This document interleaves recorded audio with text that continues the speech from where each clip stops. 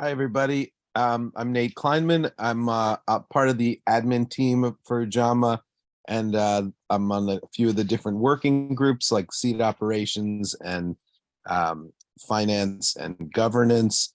I'm also co-director of the Experimental Farm Network, which is based in Philadelphia, and I'm here in Nanticoke, Lenape land in southern New Jersey. Really happy to be here. So yeah, I guess I will share my screen because I got the presentation here and we'll get rolling. All That's right. a good idea. So we're going to talk to you today about the beautiful family that we have built and continuing to expand in the Ujamaa Farming Cooperative Network. What we're doing is we're asking people to take a deep dive back into their family roots and discover what's culturally meaningful for them to collect it, to preserve it, to steward it, and then pass it on to future generations. So our goal is to help to reconstruct, in some cases, what seemed like lost cultures, lost communities. We aim to serve the BIPOC community, which includes not just Black, Indigenous people of color. We'll talk more detail about that, but also refugee communities, communities that are culturally oppressed, and anybody else who needs us. We're down for the count. So you can find out more about Ujamaa Cooperative Farming Alliance at ujamafarms.com or find out about our seed collection at ujamaseeds.com.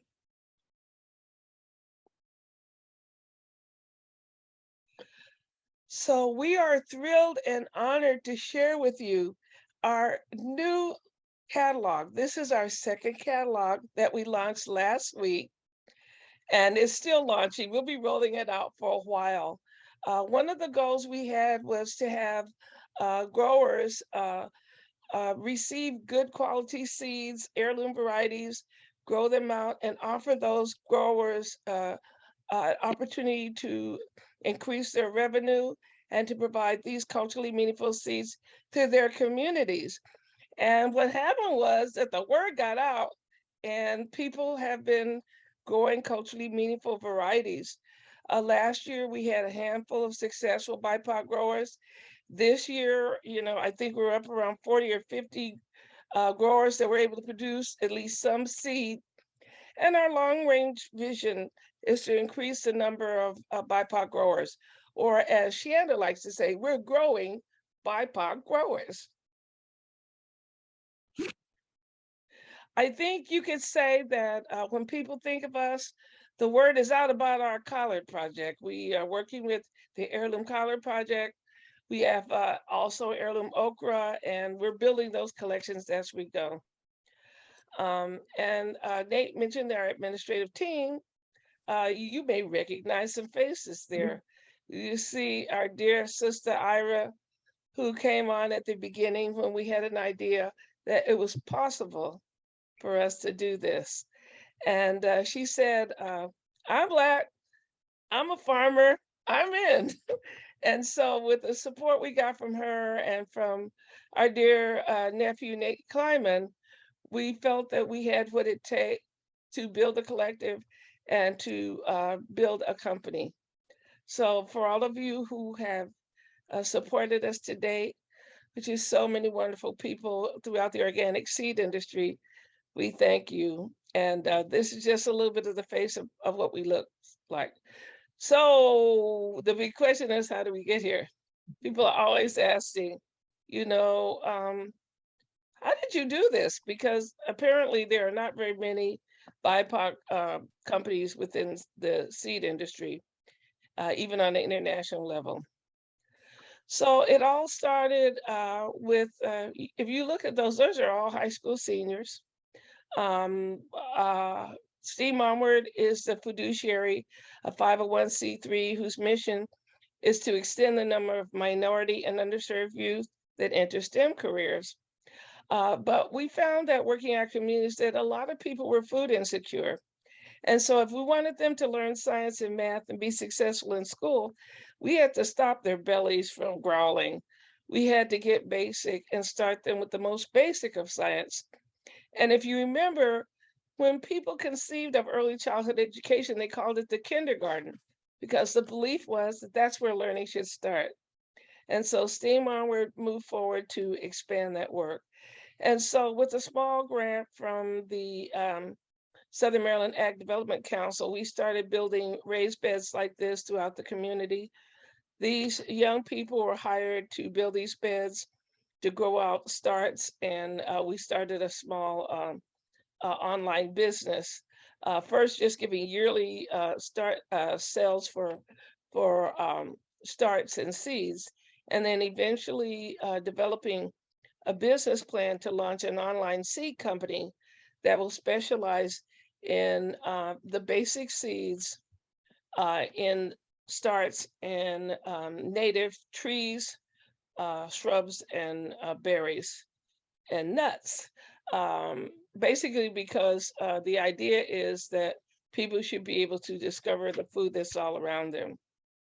And so the young people developed that, were ready to launch, and COVID came along and shut down all their hard work.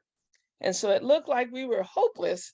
And then one day I got a call from one of our partners, Paul Lovelace, who was working at Academic Foundation, that told me about Cooperative Gardens Commission.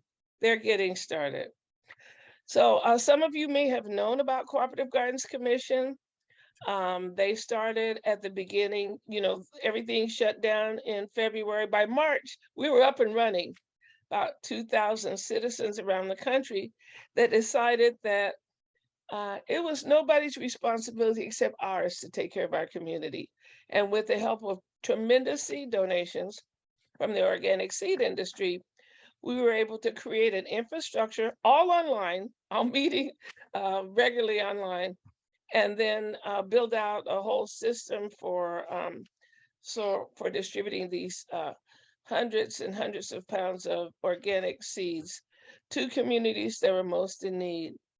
And as seed companies began to shut down, as states began to close, even Lowe's and farming stores, we were able to distribute free seeds to communities in need, and we were able to start up the whole idea that heirloom varieties were going to be important for people to save themselves.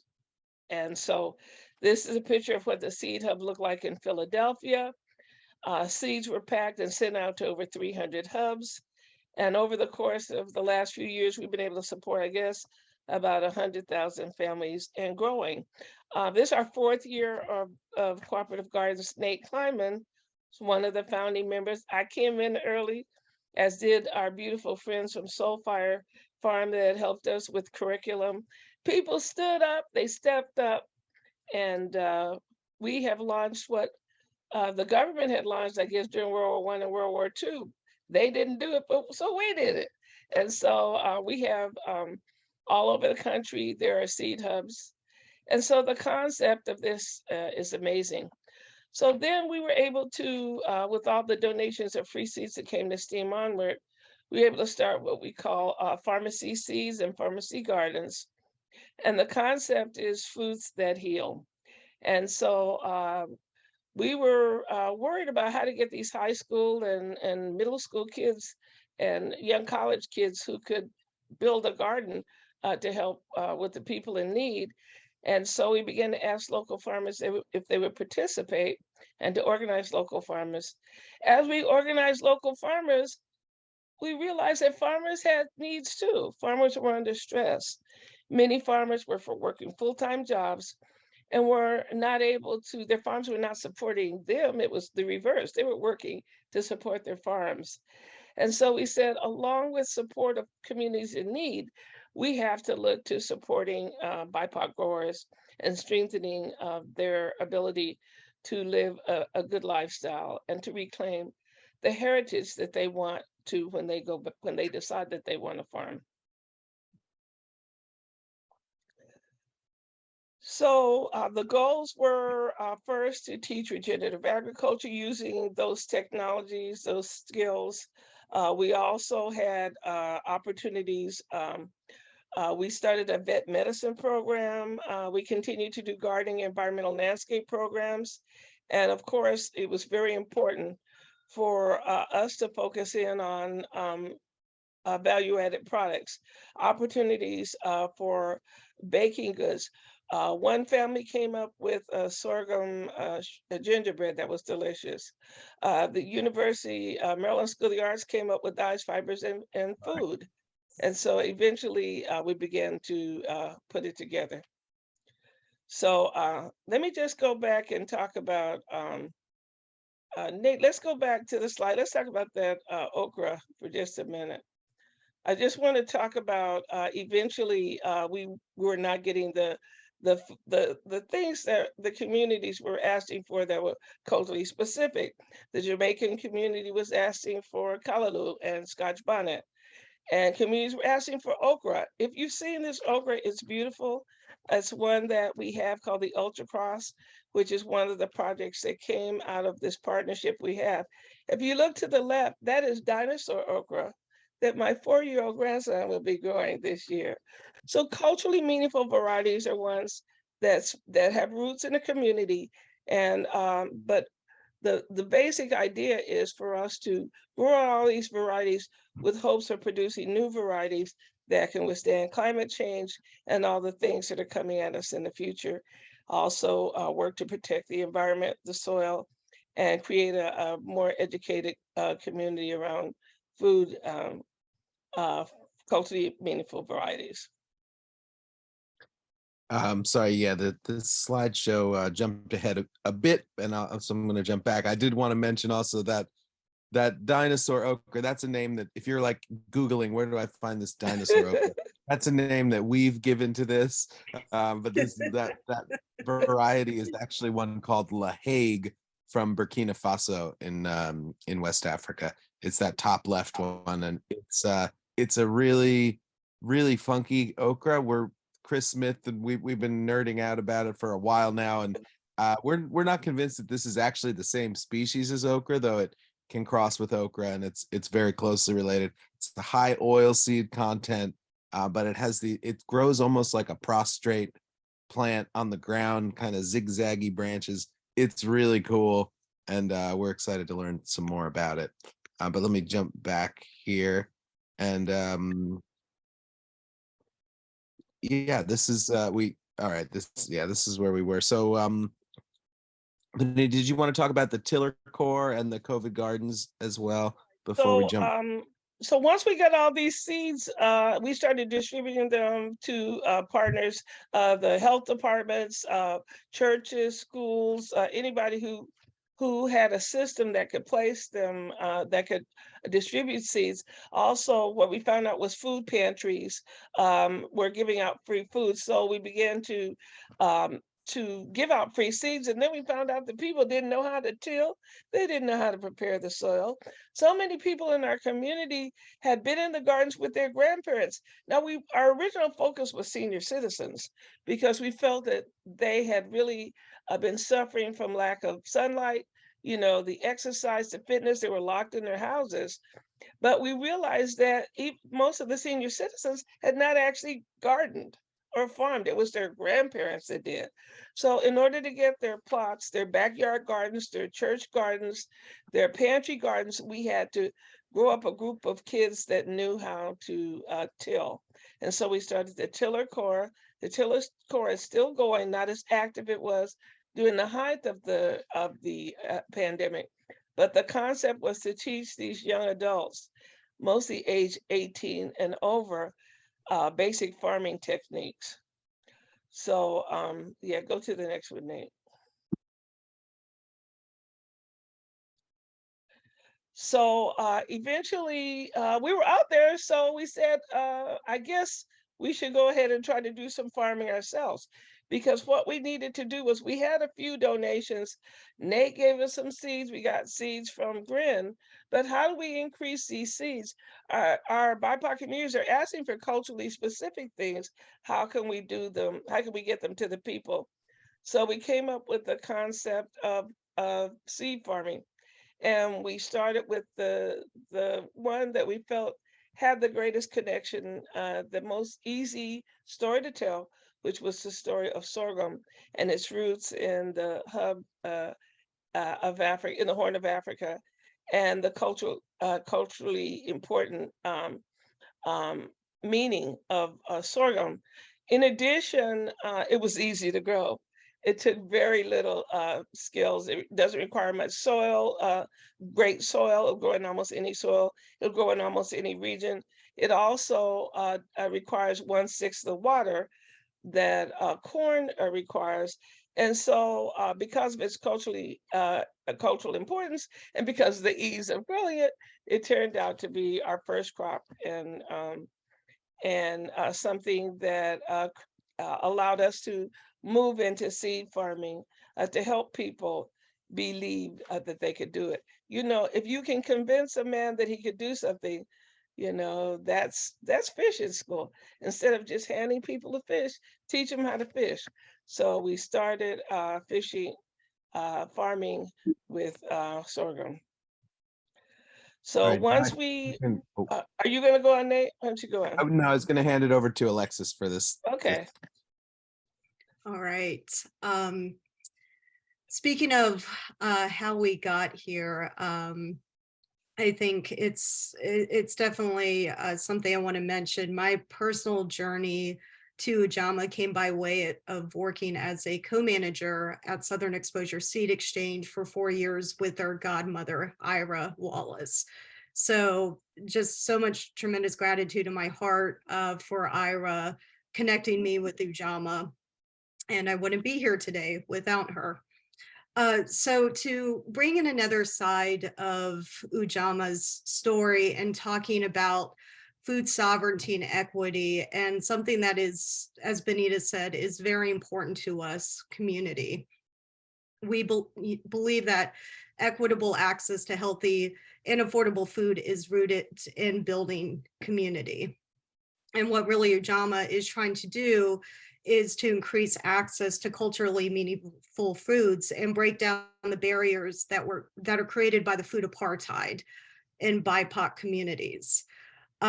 Something that is a primary focus of Ujamaa with seeds is to create a sustainable system that is national, but with a national scope, like the system really being designed with a regional and hyperlocal focus. And we believe that is necessary to build a national sustainable food system. Next slide.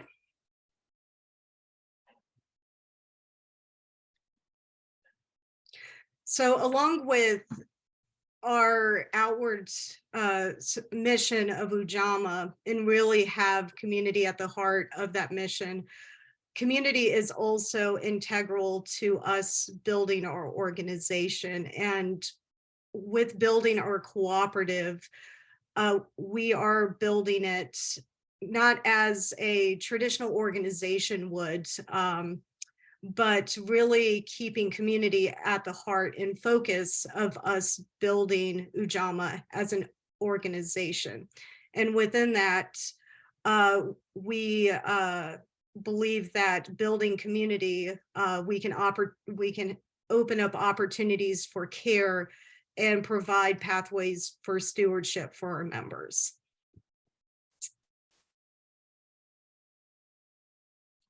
And something else to mention of while we are building our community and organization, we are really trying to wrap our arms around BIPOC as a whole. This is really reflected throughout our organization, including our co-directorship that is Black, Piscataway, Kanoi, Japanese, Hispanic, and also women-led. It's also important to us that the individual communities within Ujamaa have a voice, and also that we are coming together as a whole and as a whole community. Next slide.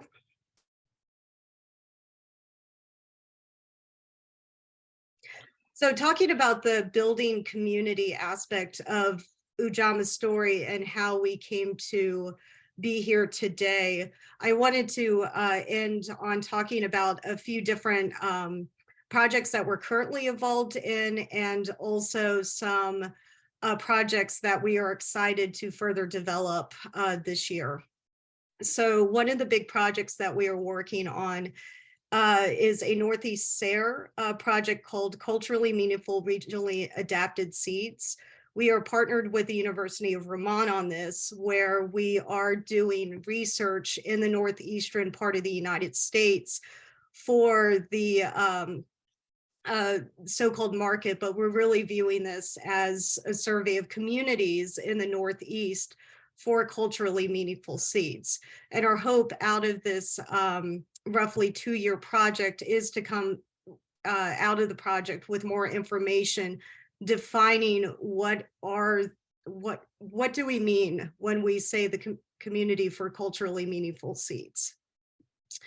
Another thing that just got underway this year is our Front Porch series, which is a space for intersectional conversations about food access and culture.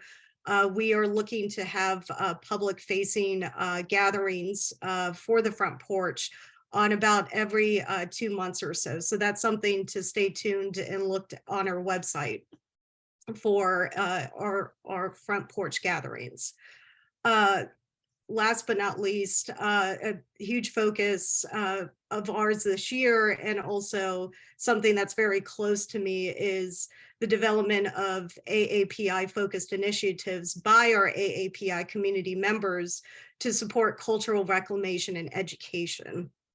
So we are starting to coordinate not only within Ujamaa, our AAPI members, but we are also looking outwardly to collaborate with other AAPI focused organizations and seed companies so that we can help build on each other's work to not only, in the spirit of having more access to our culturally meaningful foods, but also have this also to bring the aspects of cultural reclamation and education.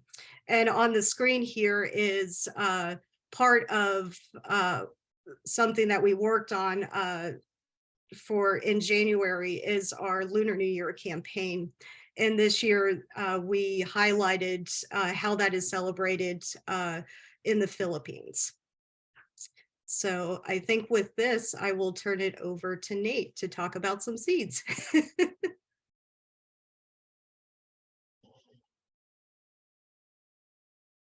Thanks, Alexis. Sorry, I forgot to unmute myself there.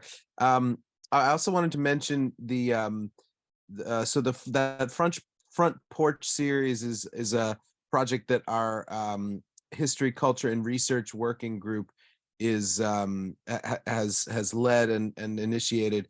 That group is also working on a exciting new grant with Spelman and Princeton, two major institutions of higher education in the country, and that's an oral history project. So we have a convening planned in April in Kentucky, and one day of that 4-day event will be focused on this really cool oral history project. The aim of which is to initial aim, at least, is to get 250 oral histories recorded and permanently archived, and we're figuring out all of the details of what that's going to look like. But that's another exciting project we don't have a slide about.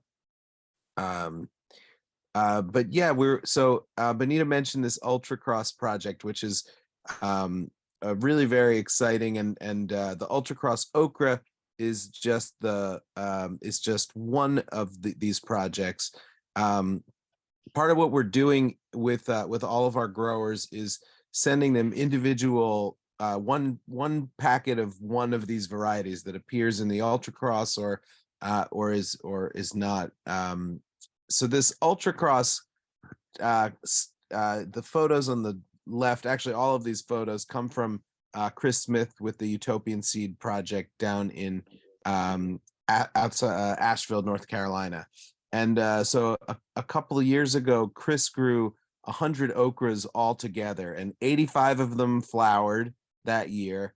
And so 85 okras all made it an enormous composite cross between all of these.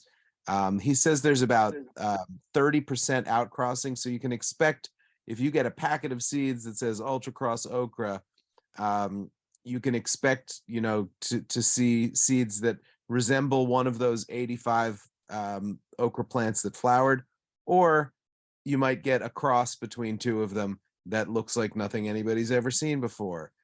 So we're real excited to see what comes out of this population, and we're getting people to grow it in different parts of the country to adapt okra to those specific places. So having such a diverse population to start with can really lead to some really interesting and regionally adapted varieties, including in places where you don't think you can grow okra. So we had people grow this up in Maine this past year, and people said we've never been able to grow okra before, but we finally grew okra, and they want to know which variety it is out of there, but they're going to have to save it and see what comes.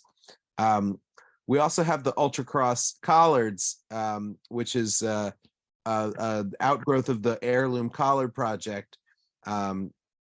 And these were photos of all of the 21 varieties that Chris grew down in Asheville a couple years ago.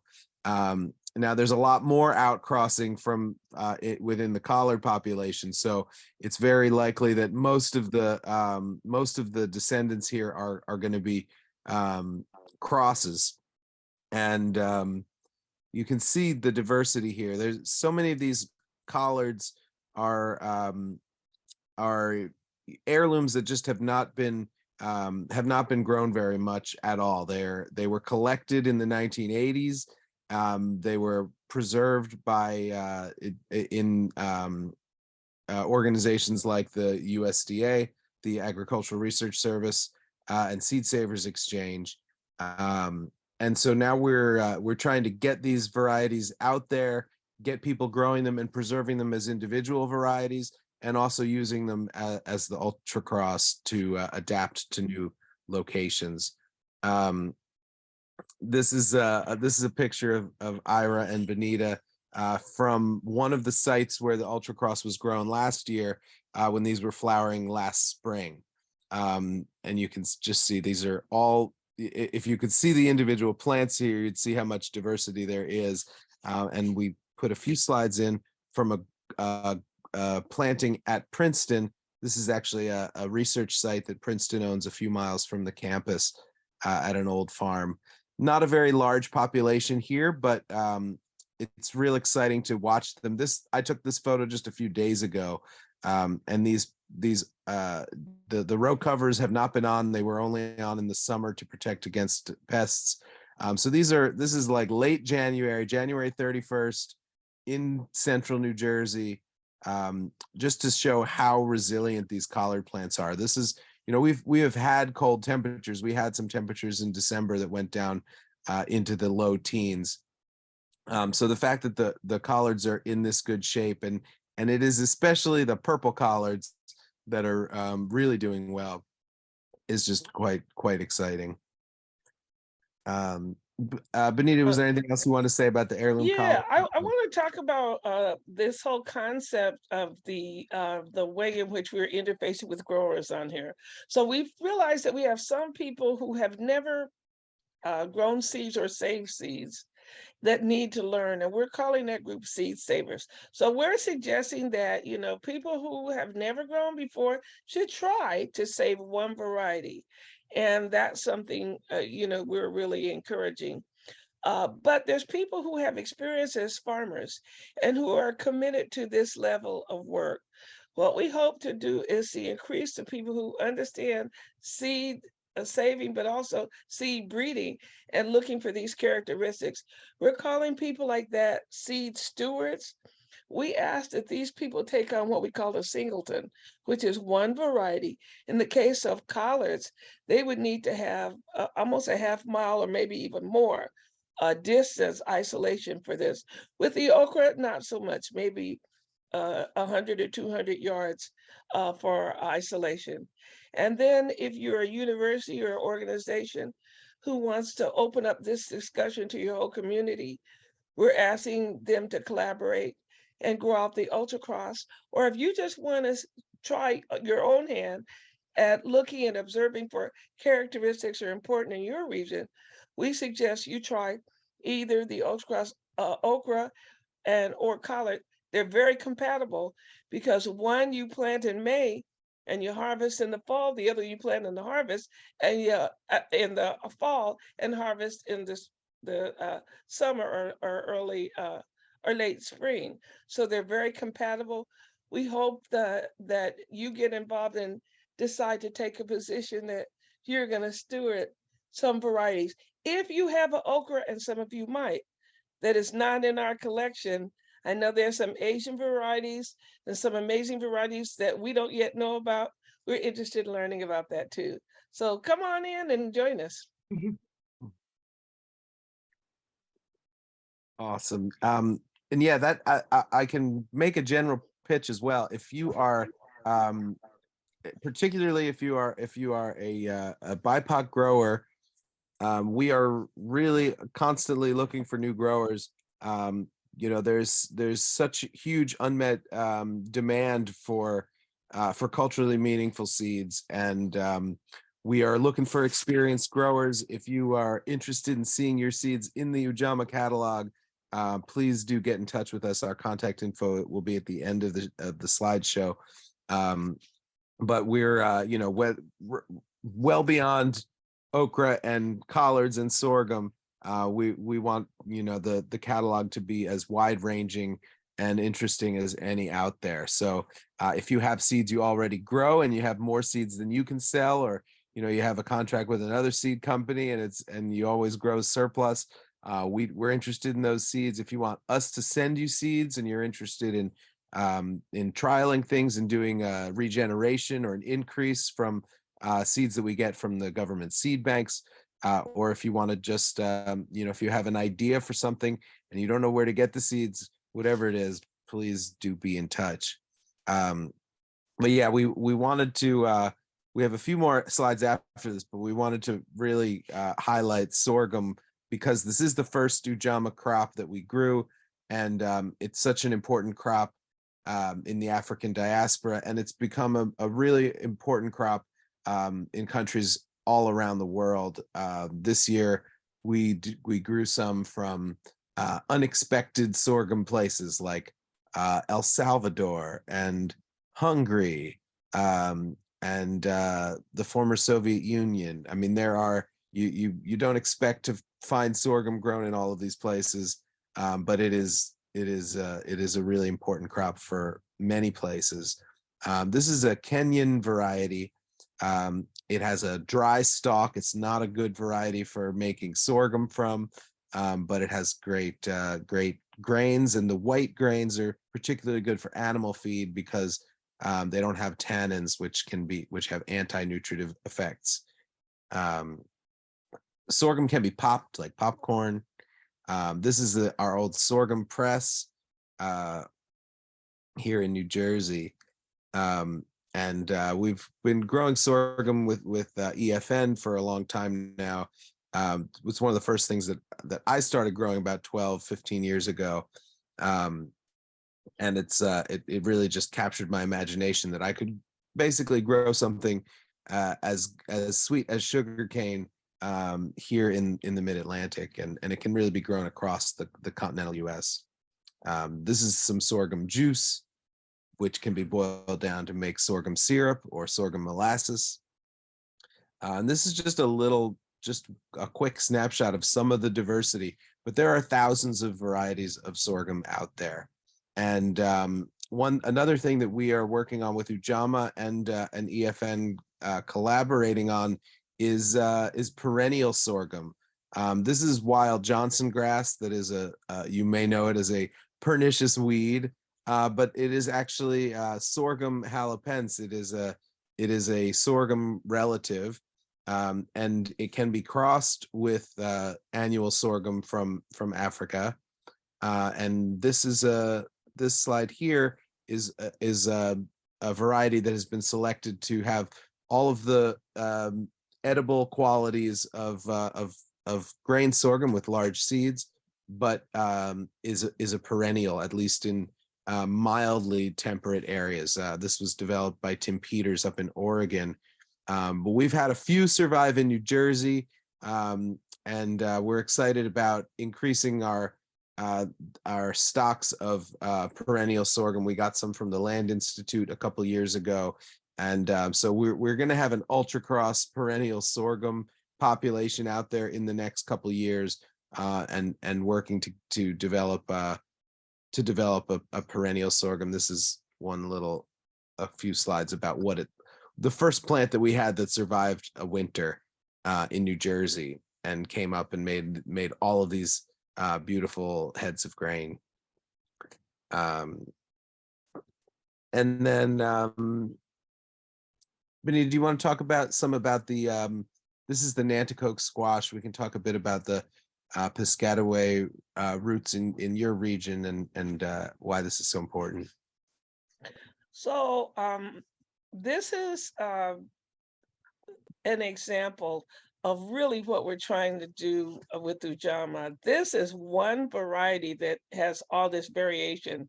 And this is really what we're looking for. When we look at the rainbow of mankind, it's manifested, that manifestation of biodiversity in this Nanticoke squash. And so it takes, several plants to reap this, but this is the poster child for what we're trying to do, is to create a love and an interest in indigenous food crops such as this that was traded across the Chesapeake Bay region, was highly valuable. You see all the different sizes and shapes, colors, and everything imaginable that comes out of this Nanticoke variety. So you heard us talk about the ultra-cross collard, the ultra-cross okra. I guess you're seeing a pattern here that what we're looking at doing is reintroducing more and more diverse crops into the food system to make all this beauty and all this deliciousness and all this variety once again available to the people from which it took the years, maybe thousands of years, to develop these crops. And so the Nanticoke, like I say, is the best example of the work that we're trying to do. And as you can tell, it's very exciting. And when we presented this crop to the Piscataway people, I mean, their hearts swelled with love, because this is something that their ancestors ate, that they lost, and now we're putting seeds back in the hands. We are rematriating these things back to the communities for which loved and developed them and see them as family. So this is the pride of Ujamaa and the pride of the vision that we're doing. We hope some of you get excited about this work. And I think I've said enough for the moment about Nanticoke. We just have a few more here, and then we'll open up for questions. One of the things we've done with the seed catalog this year is add a bunch more perennial crops and other kinds of culturally meaningful crops, including some tropical crops that folks maybe wouldn't expect they'd be able to grow, but are interested in growing for the connection to their ancestors and their histories as well, even if they're just growing it as a house plant. This is a native plant on the East Coast called the Eastern Sand Cherry, that's in the catalog this year. We're one of the things that Bonilla and Steam Onward have been doing, and folks in Maryland is working with youth to develop food forests, and we wanted to increase the diversity that was available for those food forests. So we've got things like this Eastern Sand Cherry, hog plums are in the catalog as well, and these are native plants that provide good habitat for all sorts of beneficial insects, habitat for all sorts of wildlife, provides good food for people, and these are also historically, traditionally meaningful plants to the indigenous people of this continent. Um, and then I threw in this baobab slide at the end here, Bonita. So I don't want to. Oh, yeah. Okay. Okay.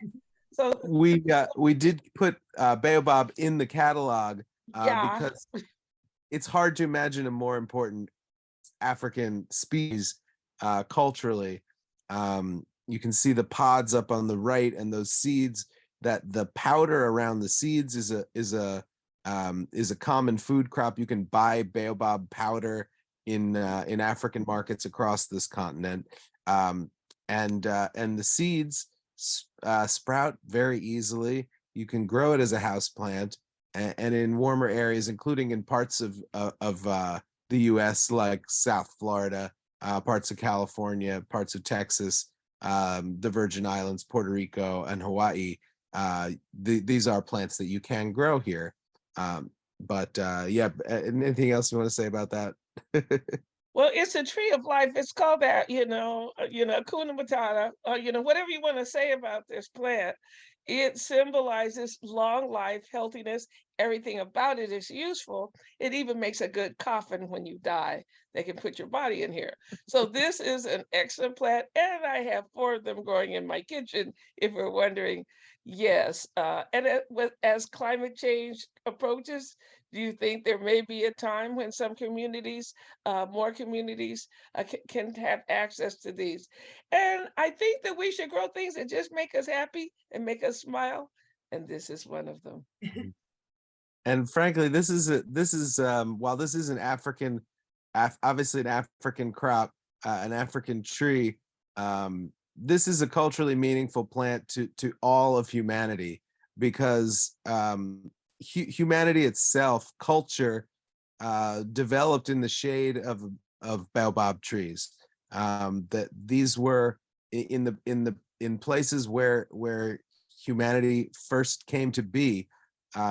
It was a tree like this that nurtured us, and people to this day in parts of Africa, they live around these trees. They live in the shade of the tree, shifting themselves to remain in the shadow of the tree. And it was there where probably the first words were spoken, and it's just such an important being. This It's also grown in the Caribbean. I understand it's in almost all the Virgin Islands.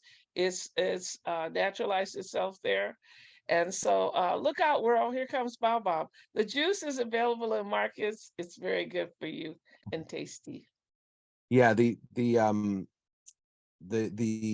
are trees in St. Croix that are over 300 years old, which are that there is really no conceivable way to imagine them arriving there other than smuggled there by enslaved people, who were bringing a pivotal part of their cosmology and their culture with them, and planting it in the soil in this new strange land. Guess And we have to add that to our African cousins. We didn't talk about the African cousins. Yeah. Do we have a minute yet? Sure. Yes, you do. Okay, so y'all all know about the 3 sisters, right? Well, we want to know why it is that people ignore the other children in that family, like peppers, like tomatoes, like potatoes, that are all members of the Native American family. We also, using that as a metaphor, we've developed what we're calling the African cousins that work in a very similar way. So you have the sorghum and okra that provide the trellis. You have the African peas that are lima beans, black-eyed peas, all the southern peas that make up the vining plants, and then millins and gourd that make up the base that protect the soil and provide cover from the harsh winter, the harsh heat of the summer, and provide moisture, protect moisture loss for those. So we're hoping that as we expand this conversation about our family members in the Ujamaa family. You see how we grow because we take in new people. Whoever wants to be a member sees themselves as a person who loves and believes in this stuff. Join us.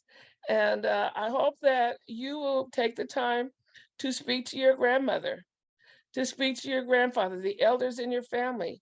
Find out what was culturally meaningful to them. Seek those seeds. If you can find them, or if you have those in your possession, please cherish those. If you reach out to us, we will help you. If you cannot find them, we love looking for seeds. We will do our best to help you uncover something that's in your heritage. Alexis, you want to talk about that sweet potato for a minute? Yeah, of course, you know how to sneak in a sweet potato. This is something along with everything that we mentioned in the presentation. We also love sweet potatoes. And this particular variety of Japanese sweet potato was really, this was one of my great grandmother Juto's specialty crops. She grew in Maui for when she was alive. So I know that, further down the line, we are looking to see how we could offer sweet potatoes and talking about another variety that is meaningful to so many different cultures. What could be a better example than the sweet potato? So yes, Benito, we had to make sure the sweet potato made it in. Yeah, it's absolutely delicious, and we're looking for other Japanese, Hawaiian varieties, and also we're planning on growing out ube this year. Our focus was on highlighting culturally meaningful seeds from the Philippines, and so we're on the hunt for ube.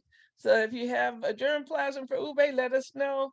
We're farming ube this year because our Filipino cousins need it, and we will be growing it somehow. We'll probably start out with multiple varieties. We'll grow out what we can, but we hope to provide whatever a community needs in order to move forward in celebration of their past and their future. Just let us know. We're all ears. Thank you so much.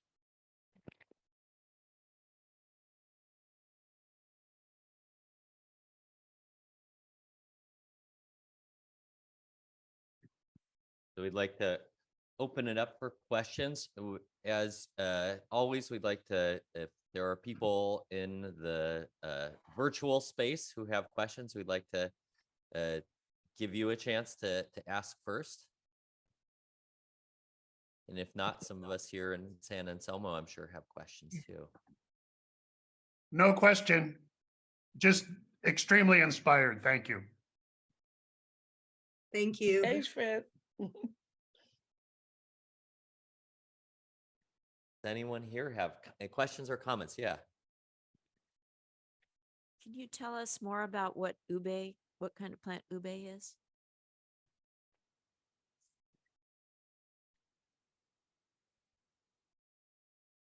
I couldn't hear the question, Jared. Okay. Oh, you couldn't hear it? Let me try No. the other. The question was wanting The to hear mic- a little bit. The mic worked fine, Jared. Oh, okay. Never mind then. Yeah. It was just a little bit hard to hear. The question is, what kind of crop is ube? So, you're the expert, Nate. Can I say that people think it's a purple sweet potato? Mhm. It appears in that part of the grocery store. It's delicious. It's sweet, and it's used mostly as a dessert in Filipino pastries and yumminess. It, unlike a sweet potato, has a different growing pattern. So it requires trellising, and it requires a very warm soil and certain conditions that make it not that simple for an average sweet potato grower to grow. It is, ube is not a, it's not a yam like we call orange sweet potatoes yams. It's a true yam.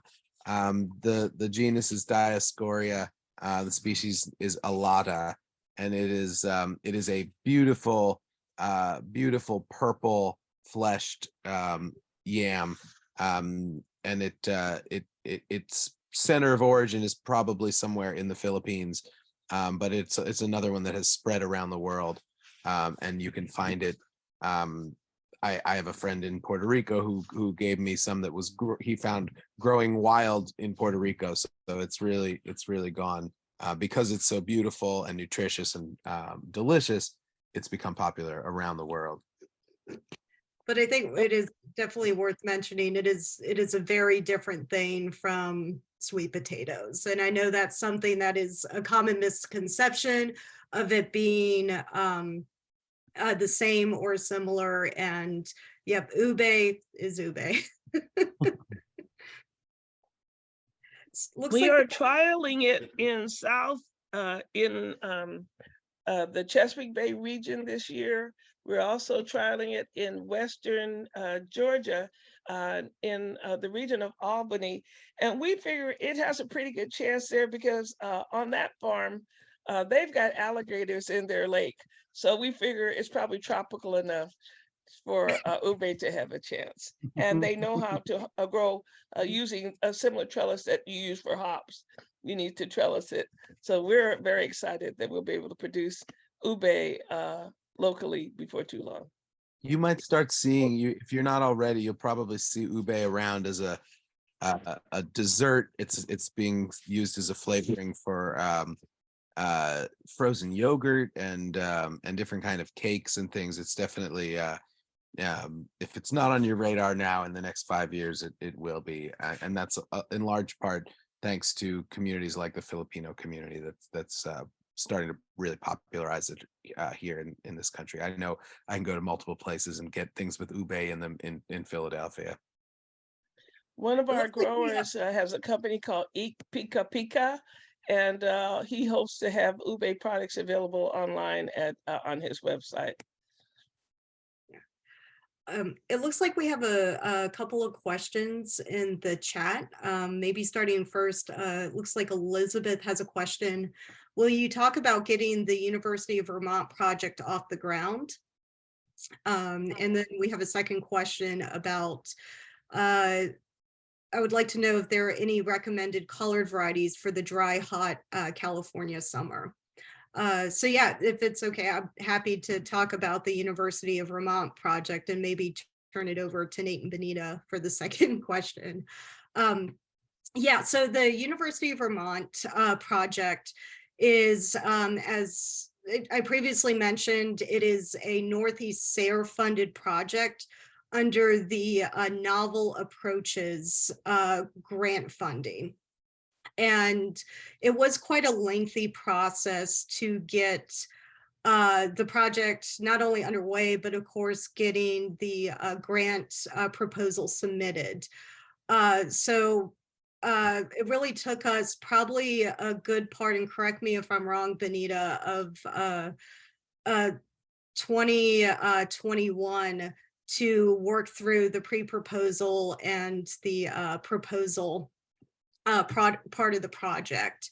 And then somewhere in early 2022, we did get notified we were funded and started the grant, started working on the grant in March. How we're structuring the project to do our research is by multiple rounds of engagement with various folks along what we're calling the seed value chain. So we just wrapped up or wrapping up our first year. And in that first year, we held focus groups with gardeners, chefs, food distributors, seed companies to have open discussions about what are culturally meaningful seeds to you. So out of that first year in the focus groups of talking to these various groups of people, we are now devising a large-scale survey that will be distributed through various ways throughout the Northeast to further collect information on, you know, what comes to mind, you know, in conversation or when we talk about culturally meaningful seeds. So, oh, go ahead. Yeah, I was just gonna say that in the second round, we're gonna be needing y'all people. We're gonna be Oh, needing yeah. all of you. So, you know, please see it, Ujamaa Farming Cooperative, if you're interested. We're surveying two populations. One were the end users of seeds, that would be gardeners, farmers, and seed companies. And then the end users of products produced by seed, produce, which was chefs, ethnic restaurants, grocery stores, and food distribution systems, anybody who uses produce. So we did the first round as focus groups. The second round are surveys, and that's where we need y'all.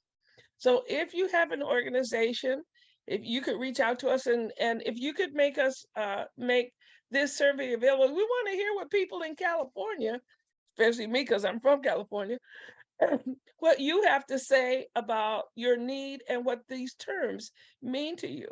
So, you know, what do you mean when you say culturally meaningful seeds, and what is your access to them? And do you need more access? Are you getting what you need? If not, what would you like to see the market do? And how can the market best respond to the needs of you, the end users? Because I consider all of you end users of probably seed and produce.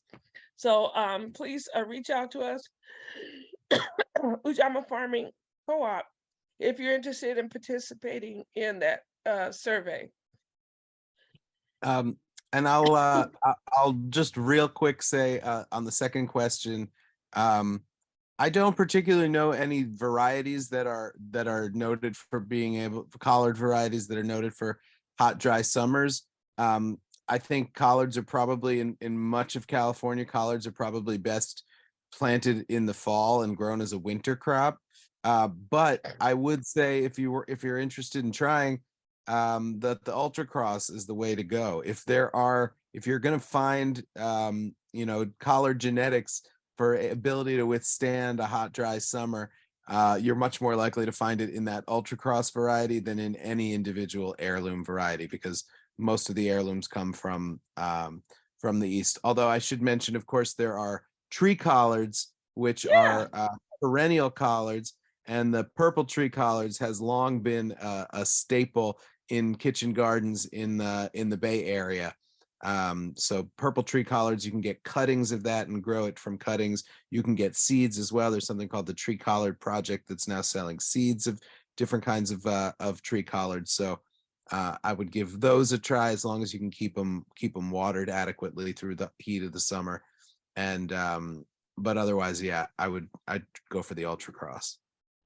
We had the tree. I grew up in Southern California and in Northern California. We had collards all the time, but I thought all collards were tree collards until I moved back east and found out, no, that's something special. So check out tree collard, but absolutely check out the ultra cross. Soren has got her hand up.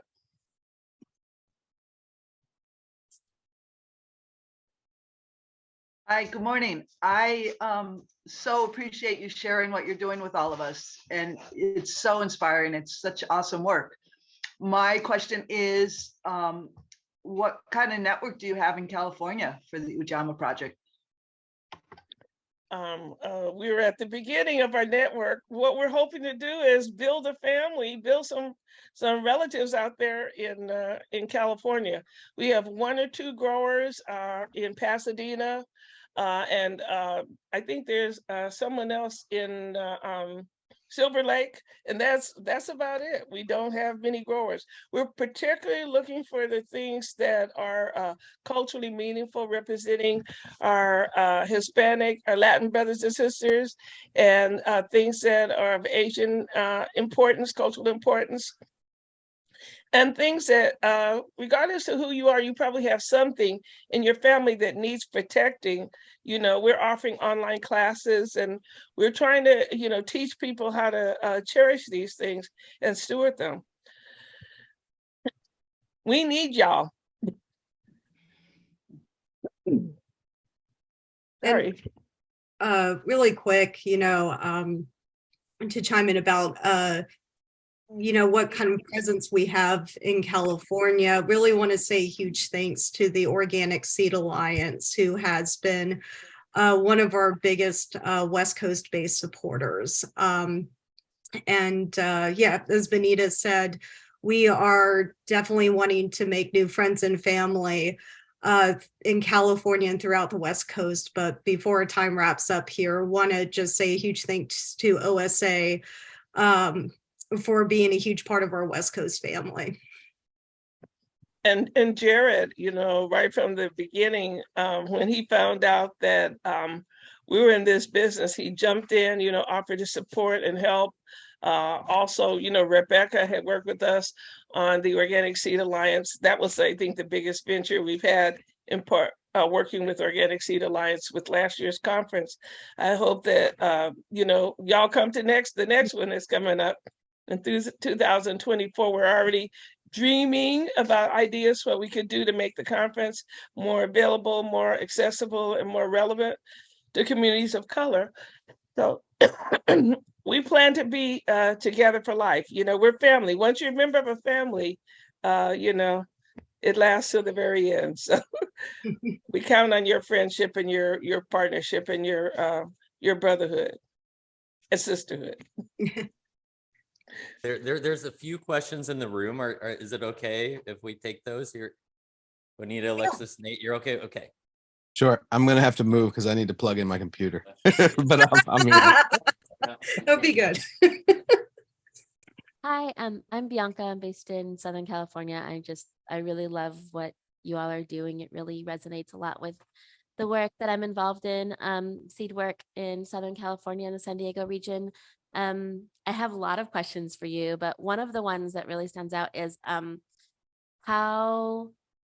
you doing grow outs with backyard growers? And if so, what does that look like in regards to training and record keeping and all of that stuff?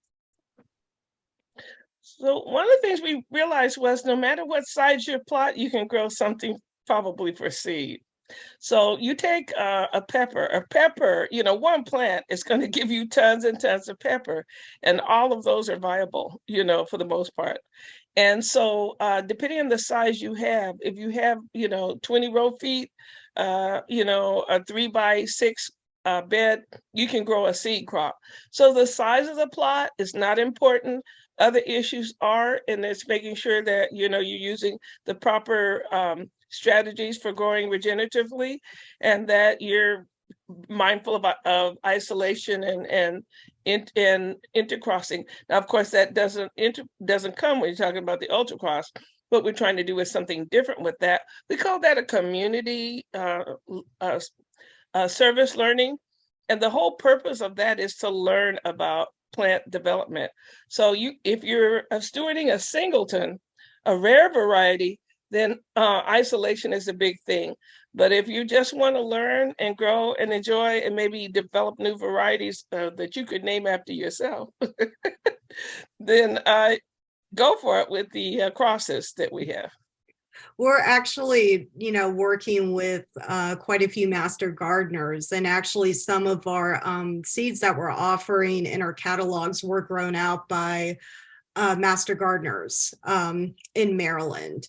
So another part of what we're trying to do with the Ujamaa is to match, really seasoned seed growers with, beginner to intermediate seed growers to do skill sharing and technical assistance.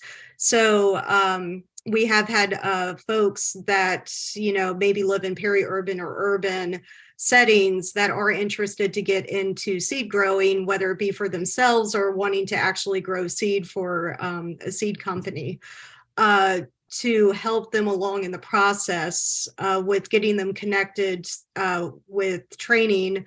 We do offer workshops, in-person workshops that are convenings and online, but basically trying to develop our communities so that our more seasoned seed growers are talking to other, as folks that want to get involved in seed growing, no matter what your land access looks like.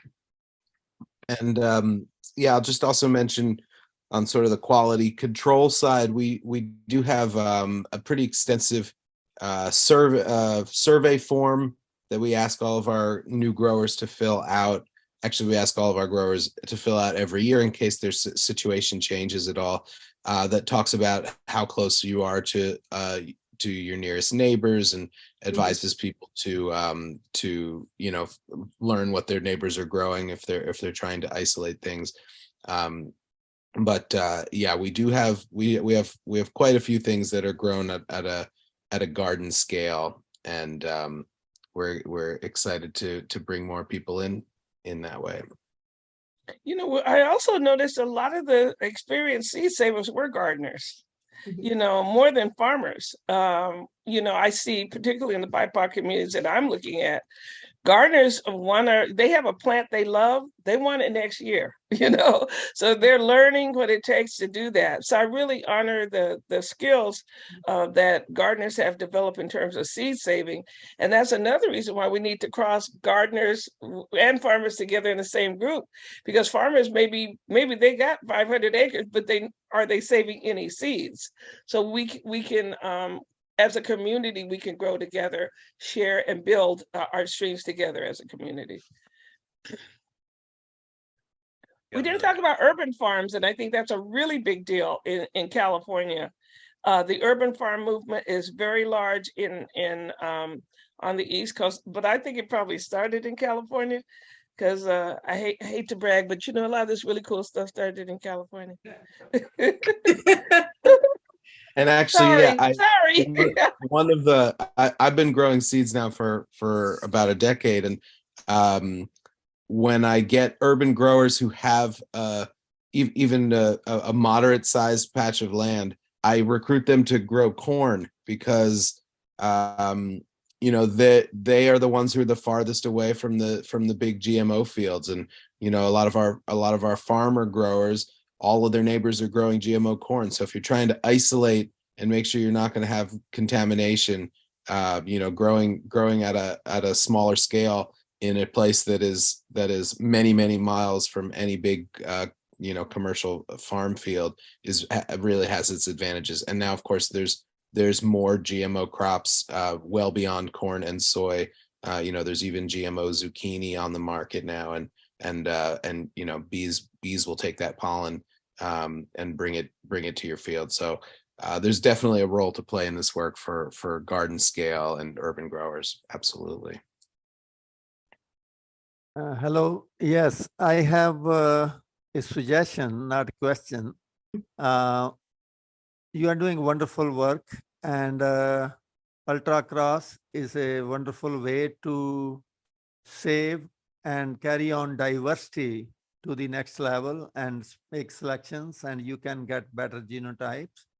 But in this process, I would request, if you take care of resistant plants, then we can avoid GMO type of situations. Then you can select for resistance to diseases, and you can select for resistance to insect pests. So that way, nature also like that. I was in India last summer and was on a trip to a forest, and there I worked on cucurbit crops for 20 years. And since my eyes are more attuned to looking at the cucurbit plants, melon, watermelon, bitter melons, gourds, pumpkins, squash. So there I saw very little small fruited bitter melons, which was not having disease at all. So me and my wife, we collected some seeds. We'll grow them here and see what happens. But that's another thing which, while you are I like the concept that, participation of so many different communities. Each community can see diversity in their particular area, make selections, what nature want, which is a resistance and more protectant plants, so which can be put into ultra crosses and distributed to the participating persons, and that way it will be more successful and you can get better varieties overall. Thank you very much. Thank you. Yeah, Fred, we currently we had a bitter melon. We had two. We had a green skin one from China, and a Futo spindle, and had trouble, getting the seeds that we needed. We also have a variety from Thailand that's a very small one, like the one you mentioned, and then something called Sarah seed that's from the Caribbean, where they eat it as a fruit. They eat the seeds and the red flesh around it. So we believe that bitter melon should have great representation in our catalog because of the importance it has around the globe. And of course, its medicinal qualities are incredible. It's a superfood. I'm pretty excited about one bitter melon that I collected the seeds about a year and a half ago in Malta in the Mediterranean, where I was looking for drought adapted seeds, and I found one bitter melon plant that was growing in the at the bottom of a drain pipe on the roof off of the roof of a small farm shack, and they told me, oh, it keeps coming back there, and they just let it go. So I took some seeds, and that one is seems to be very, very disease and pest resistant. I grew it in New Jersey here for the first time. So we need to scale up the seeds for that one to make it in the catalog. Yeah, but so I absolutely appreciate the point. Yeah, I have some lot of varieties of bitter melons because being a cucurbit breeder, I was saving seeds, which was really useful. And as ma'am said, that it has very much medicinal properties. Anybody has diabetics, pre-diabetics, start on bitter melon diet. You will see significant reduction in your A1C. And I mean, we should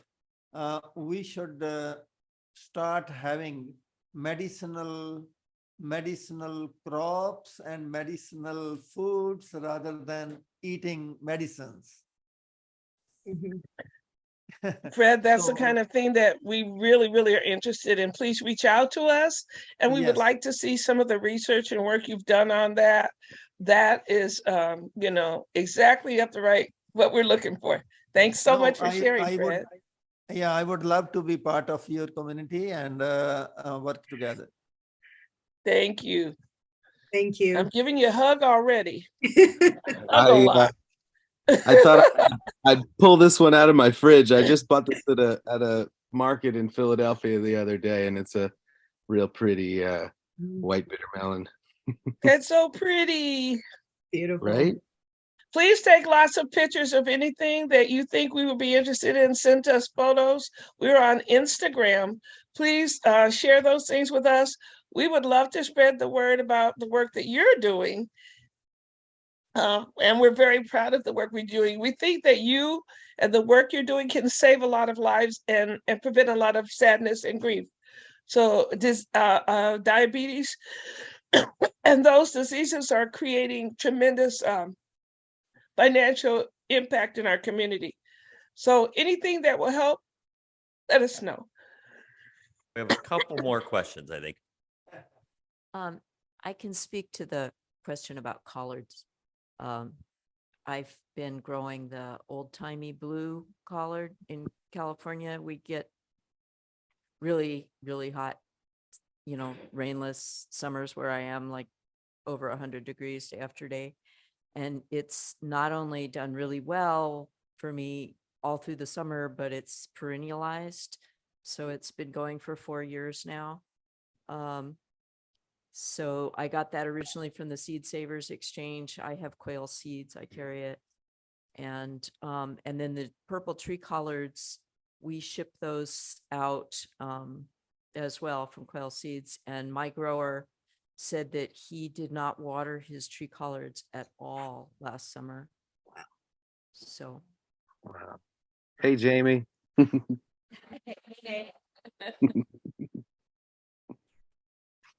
I mean, Oh, what you just said warms my heart. That is fantastic. Those are kinds of things we're interested in. And we've organized the college in about 6 different categories, and that we realized that we're hearing a lot of the same things you reported about the blue and the purple, the dark college. We're hearing that they're more hardy. They last longer. They also less pest resist pest pressure the best. They're just a hardy plant. So maybe some of the same characteristics that we're seeing in the purple tree collar, we're seeing in the ultra cross. We could use research and data that you guys have in your work. Please share that with us as well. We're all ears. Our company's 2 years old. We're infants. We're just learning.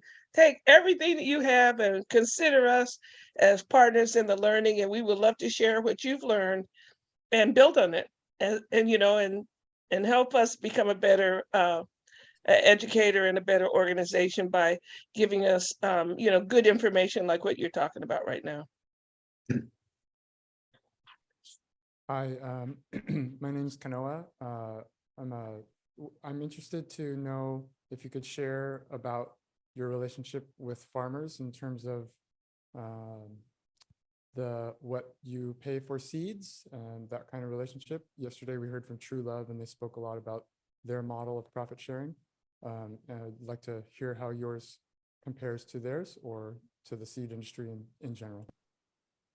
I can take that one. Ours is quite similar to True Love, who who are folks who I've worked close with for a long time, and there's quite a bit of overlap between the True Love community and the Ujamaa community. So yeah, we're likewise. It's really important to us that we make this as beneficial for the farmers as possible. That's really the whole point of Ujamaa. Was to create more access to the seed industry for people who have been systematically excluded from it for so long. So I know True Love does a 50% across the board revenue share. We do it on a sliding scale from 25% to 50%. We've gone through and determined we have a list of which crops are easy and which crops are hard. Basically, we have some that growers get 25% that are on the easier side, 35% for the more moderate ones, and 50% for the really challenging seeds and for the seeds that have a particular ancestral connection to the grower. But yeah, it's basically a consignment based revenue share. We are also, and from the beginning, this is something that I know True Love doesn't do and other companies don't do, because we're trying to encourage new growers, and a revenue based consignment system. Inevitably, the grower gets paid at the back end once the seeds have been sold. So we've initiated a stipend program so that growers who submit any seeds, even if it's a small amount for an increase, they get a $50 stipend for that soon after returning the seeds, so that there's a little bit of money on the front end in addition to the funds that come in on the back end. And I think one thing important to highlight too with the stipend, that we are paying that per seed lot or variety. So if a farmer or grower grows out 3 different varieties for us, we would pay out $150 stipend, upon receiving the seeds, and then calculate the profit share at the end of the season. The other thing that I'd like to mention is that many seed companies have come to us and asked us to help recruit BIPOC growers, and they are looking to increase the number of growers they're working with. And so, if you let yourself be known to us, we can talk to you about other companies and work with you. I mean, the concerns about fair treatment of growers is rampant in the industry. It's something that we're in conversations about, is how growers are compensated. And it's just an ongoing challenge, but we're at it. We've started it, and we also, because we're a collective, every voice matters. So your opinion and what you have to say is as valuable as anybody else's within the collective. You know, all for one and one for all. Thank you so much for all of your sharing. We really appreciate it.